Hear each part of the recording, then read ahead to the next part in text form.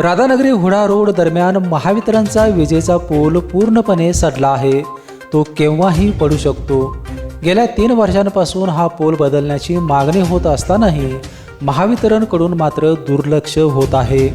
या पोलवरून 11,000 किलोवॅटची वीज वाहिनी गेली आहे.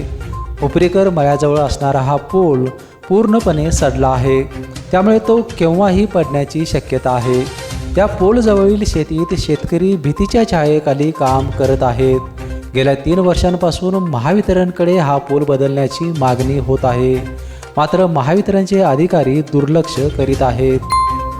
राधानगरी हुडा रोडला हे जे शेत दिसते आमचं, त्यामध्ये गेली 3 वर्षापासून भारत राज्य विद्युत मंडळाकडे तक्रार दिलेली आहे की संबंधित जो पोल आहे नादुरुस्त अवस्थेत आहे, पूर्ण गंजलेला आहे आणि तो कधी पडण्याची शक्यता आहे.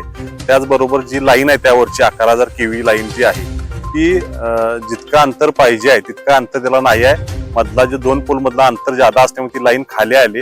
जवळजवळ 8-9 फुटावरती लाईन आहे. त्याबद्दल वेळोवेळी त्यांना कल्पना दिली, लेखी सूचना लेखी आजही त्यांना तशी दिला होता. संबंधित खात्याकडनं वेळोवेळी आम्हाला बदल करूया, ते पोल बदलून देतो अशी फक्त तोंडी सूचना करून त्यावर काही परत कारवाई केलेली नाही आहे. कॉन्ट्रॅक्टर जे आहेत त्यांच्या मार्फत पोल फक्त उभा करून गेलेत. तो पोलही आता तिरका झालाय, पण त्यावर लाईन शिफ्ट केलेली नाही आहे. आणि यापूर्वी पण त्यांना सांगितले होते की संबंधित लाईनमुळे किंवा त्या पोलमुळे तिथं काम करणाऱ्या माणसांना धोका निर्माण व्हावा लागलाय. संबंधित जर काय पोल जर काय चुकून पडला किंवा लाईन जर काय पडली तर माणसाच्या जीविताला धोका निर्माण होऊ शकतोय. या पोलपासून जवळच महावितरणचे कार्यालय आहे, तरी देखील मागणीची दखल घेतली जात नाही.